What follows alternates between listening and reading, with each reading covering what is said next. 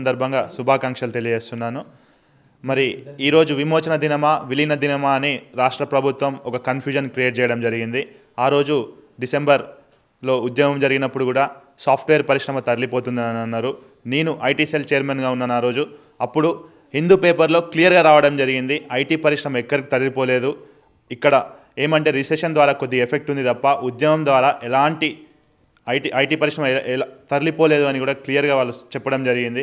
మరి ఈ విధంగా కన్ఫ్యూజ్ చేసి రాష్ట్ర ప్రభుత్వం ప్రజల్ని కన్ఫ్యూజ్ చేస్తున్నారే తప్ప డిసెంబర్ 31 తర్వాత తెలంగాణ ఎట్టి పరిస్థితిలో వస్తుంది. మేము సాఫ్ట్వేర్ ఇంజనీర్స్ ఆ రోజు దేవేందర్ గౌడ్ గారికి ఎన్టీపీ పార్టీ అనేది ఉండేది ఒకప్పుడు. ఆ పార్టీలో ఉన్నప్పుడు తెలంగాణ అంటే నెంబర్ ప్లేట్స్ మీద టీజీ అని రాసుకోవాలని కూడా మేము చెప్పడం జరిగింది. దాన్ని వాళ్ళు పెద్ద ఎత్తున తీసుకెళ్లారు. అదేవిధంగా ఈరోజు ఈ విమోచన దిన సందర్భంగా, ఈ శుభ సందర్భంగా నేను తెలంగాణ ఉన్న మిత్రులందరికీ కూడా ఒకటి తెలియజేస్తున్నాను. మా తెలంగాణ తల్లికి తంగేడు పూ దండ అని పాడుకోవాలి, మా తెలుగు తల్లికి మల్లెపూ దండ అని కాదు.